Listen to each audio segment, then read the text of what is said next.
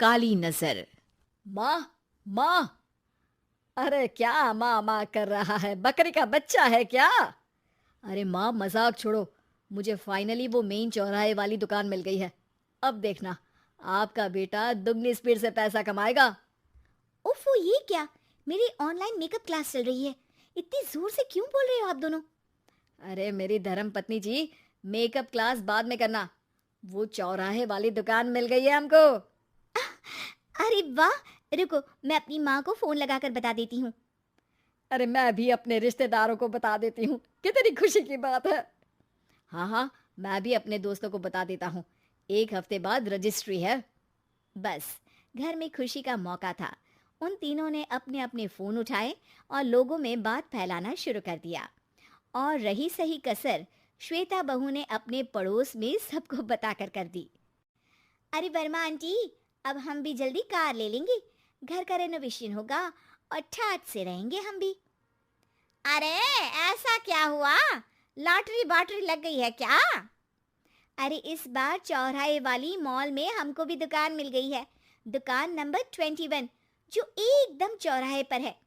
अब ग्राहक बढ़ेंगे तो आमदनी भी बढ़ेगी ही ना। अरे वाह, कितनी खुशी की बात है। मैं बहुत खुश हूँ तुम्हें इतना खुश देख के। बाकी एक बात कहूँ, सबको मत बताते फिरना। किसी की नजर लग जाएगी तो खुशी की खबर वापस लौट जाएगी। हैं? ऐसे थोड़ी ना होता है। अब डरा रही हो? अरे सही कह रही हूँ। काली नजर कहते हैं इस चीज को, जब आप किसी को कुछ बताओ और वो काम बिगड़ जाए। अरे लेकिन मैं तो। तुमने सबको बता दिया ना? हाँ, फोन लगा लगा के। अब बच के रहना। काली नजर बड़ी खतरनाक होती है। श्वेता इतनी खुश रहती है कि वो वर्मा आंटी की बात पर ध्यान ही नहीं देती, जबकि पड़ोस में और भी लोगों से खुशी की खबर शेयर करती रहती है। अगले दिन राजेश बहुत दुखी होकर घर आता है। अरे बेटा, क्या हुआ? मुंह क्यों सूजा हुआ है? मधुमक्खी ने काट लिया क्या? माँ, वो दुकान किसी और के पास चली गई। किसी ने ज्यादा भाव लगा दिया। अरे पर बात तो आपसे हुई थी ना उस दुकान वाले की। हाँ, आज मैं टोकन अमाउंट देने गया था, तब मुझे पता चला। कोई आकर सुबह मुझसे पहले ही ज्यादा अमाउंट दे गया। हम्म, काली नजर। क्या? क्या कहा? वर्मा आंटी ने समझाया था कि किसी को बताना मत, वरना काली नजर लग जाएगी। अच्छा, तुम्हें उनकी बात मान लेनी चाहिए थी। उनकी बात मान लेती, लेकिन उसके पहले ही सबको बता चुके थे ना हम तीनों। अरे अगली बार से ध्यान रखेंगे। कोई भी नई चीज होगी तो किसी को नहीं बताएंगे। तीनों कुछ दिन ऐसे ही रहते हैं, पर एक दिन श्वेता को एक मेल आता है। राजेश, मेरा ऑनलाइन मेकअप कोर्स कंप्लीट हो गया। अब मैं खुद का पार्लर खोल सकती हूँ। अरे वाह, अपने मोहल्ले में ही खोलते हैं। ये जो घर के सामने दुकान है ना, वहीं। हाँ, यहाँ सस्ती भी मिल जाएगी। अगले दिन श्वेता वर्मा आंटी के पास जाती है, मिठाई का डब्बा लेकर। अरे आओ आओ, कैसे आना हुआ? जोर से नहीं बोलूंगी। वो सामने वाली दुकान है ना, वहां मैं अपनी पार्लर की दुकान खोलने वाली हूँ। उसकी मिठाई है।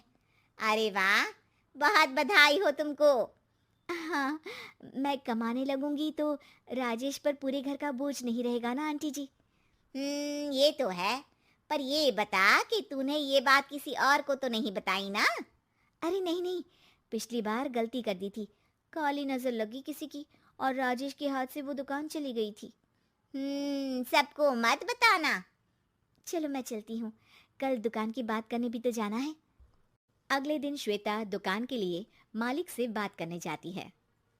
अरे लेकिन दुकान तो हम कल रात को ही किसी को दे चुके हैं। कल ही? हाँ, कल ही। 2 दिन बाद कोई यहाँ पार्लर भी खोल लेगा। अब कहीं और दुकान देख लीजिए। अरे पर हमको भी तो पार्लर ही खोलना था। हाँ भाई, ये एक ही दुकान है। आधी आधी तो नहीं दे सकता ना मैं। राजेश और श्वेता घर पर हताश होकर आ जाते हैं। इस बार तो किसी को बताया भी नहीं था। अब किसकी काली नजर लग सकती है? सुनो, तुमने माँ को बताया था क्या? अरे कैसी बात कर रही हो? माँ की नजर थोड़ी ना लगेगी। पक्का तुमने किसी को नहीं बताया था ना? सिर्फ वर्मा आंटी को बताया था। उन्होंने ही मुझे किसी को नहीं बताने को कहा। अरे यार, तुम भी सही हो। मेरी माँ को नहीं बताने को कह रही हो, पर वर्मा आंटी को बताना तुम्हें जरूरी लगा।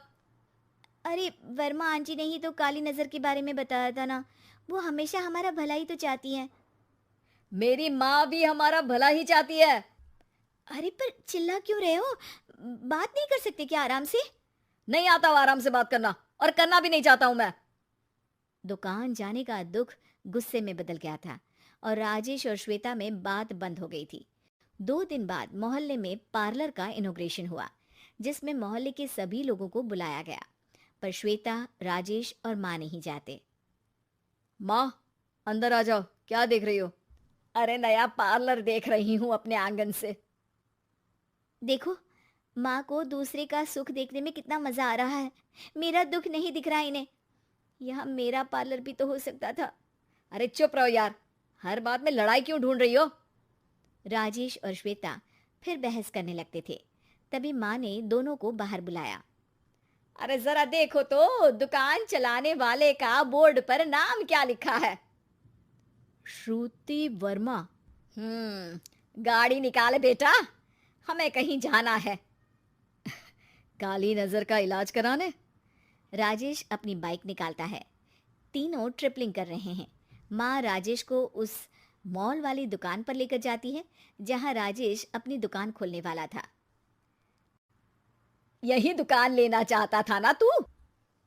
हाँ, पर इनको भी दुखी करने लेकर आई हो क्या यहाँ पर दुकान दिखाकर? वहाँ काफी नहीं था? अरे श्वेता, थोड़ा सब्र रख, अभी पता चलेगा कि हम यहाँ क्यों आए हैं। बता, इस दुकान चलाने वाले का नाम क्या है? अनुपम वर्मा। कुछ समझ में आया?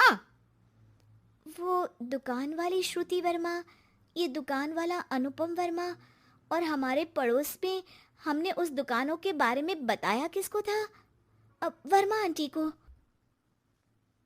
मतलब वर्मा आंटी ही हमारा काम बिगाड़ रही है?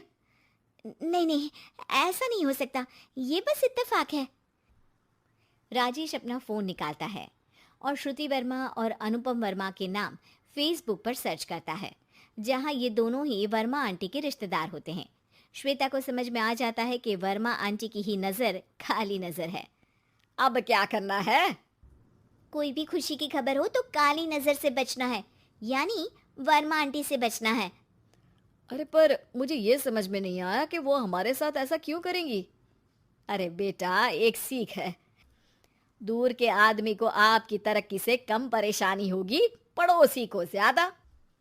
दोनों माँ की बात में हामी भरते हैं और अगला काम चुपचाप करने की कसम खाते हैं, ताकि आगे से वर्मा आंटी कोई काम ना बिगाड़ सके।